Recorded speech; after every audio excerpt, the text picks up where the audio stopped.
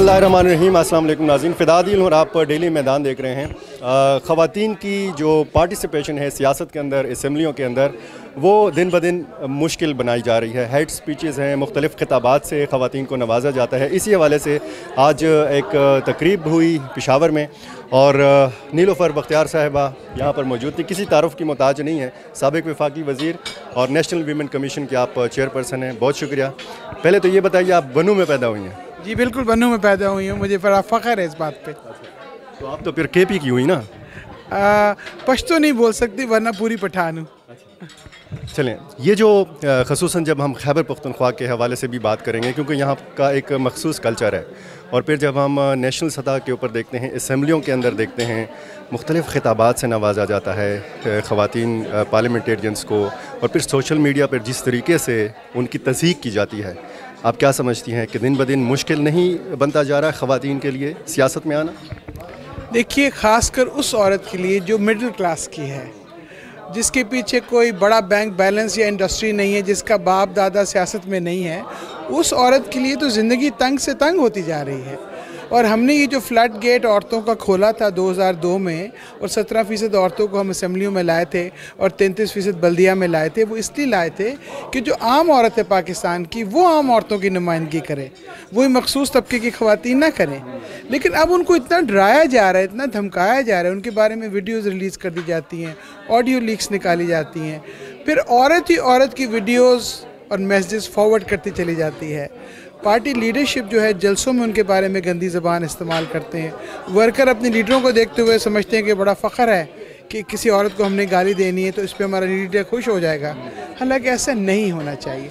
तो इस सारे प्रोसेस को रोकने के लिए हमने ये सूबाई कंसल्टेशंस की सीरीज़ शुरू की हैं।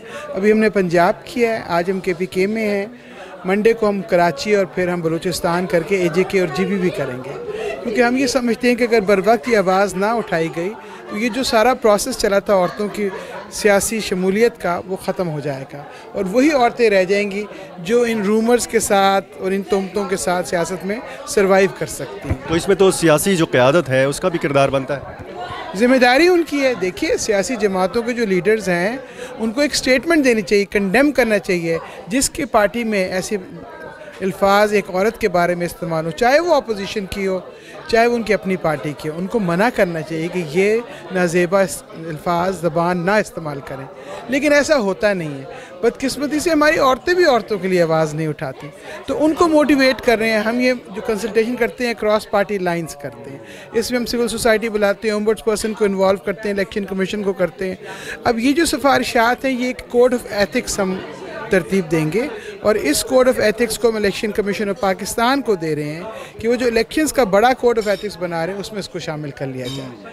फिर हम पार्टीज़ के जो मैनिफेस्टोज तैयार हो रहे हैं उनके लिए भी सिफारिशात बना रहे हैं कि जो पार्टी टिकट्स एलोकेट करती है वो किसी मेरिट के ऊपर करे। ख़वातीन के लिए बोर्ड पे ख़वातीन होनी चाहिए।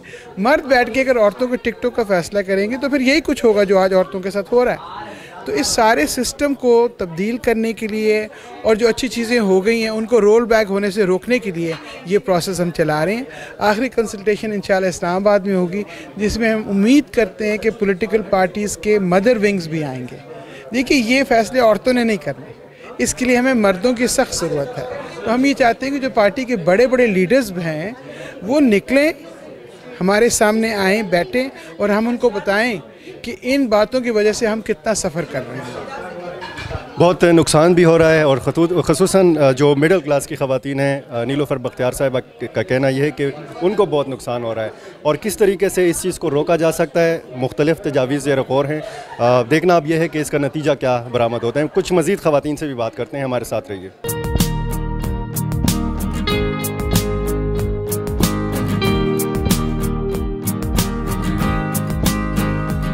मेरा नाम नीलम तोरू है। मैं बर्दाश्त KP की प्रेसिडेंट हूँ और पनागा बोर्ड KP की मैं चेयर करती हूँ और मैं फॉर्मर KPCSW की चेयरपर्सन भी हूँ।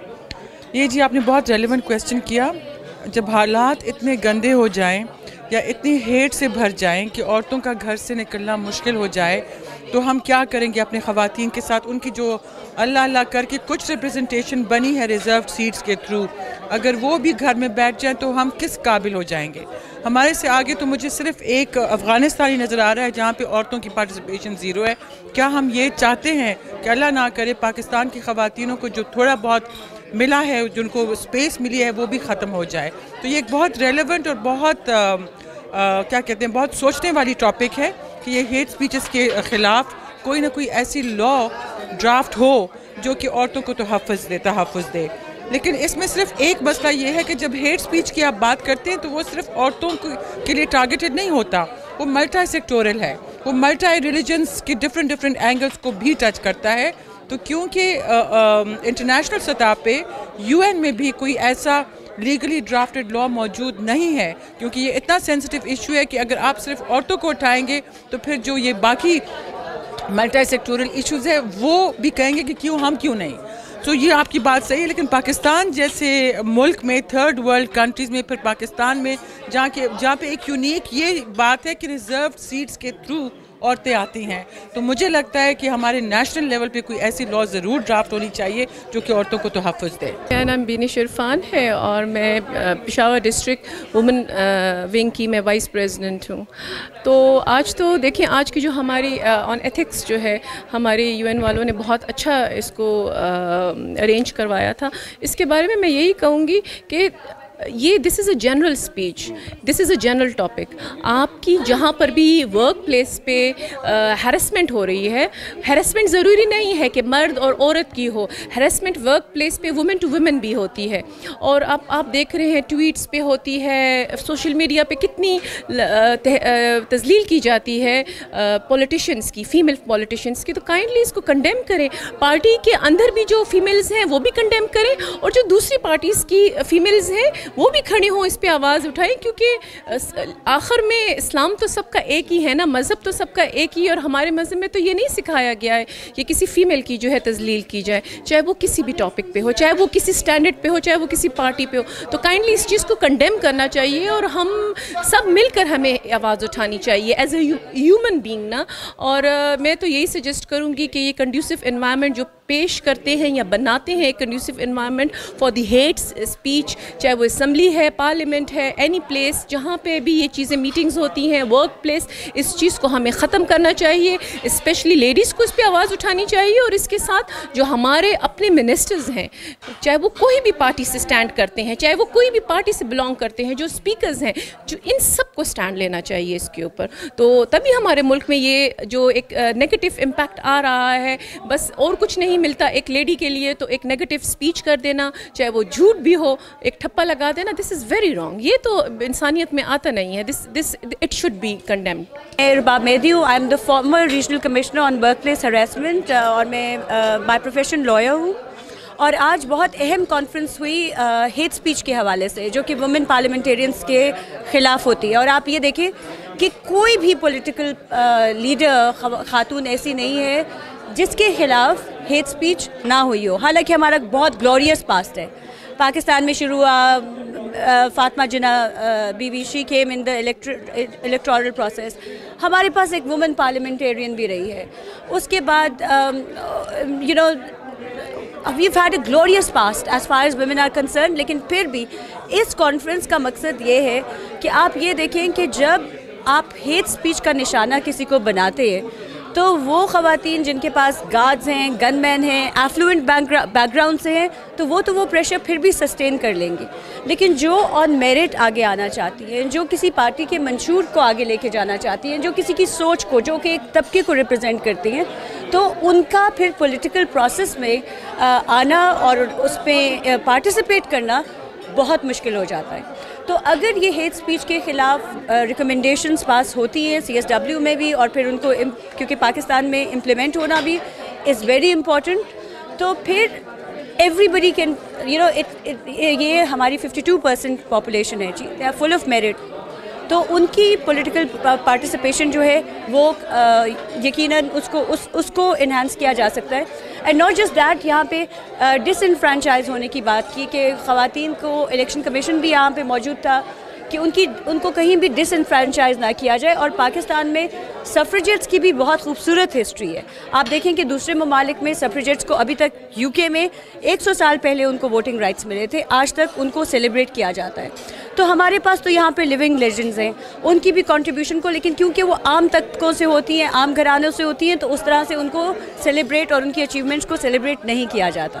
سو آئی تھنک یہ جو ایونٹ ہے it would be significant step towards the right direction. جی, ایک خاتون وکیل نتاشا سمن, اور اتفاق سے ان کا تعلق بھی بنو سے ہے. بہت شکریہ.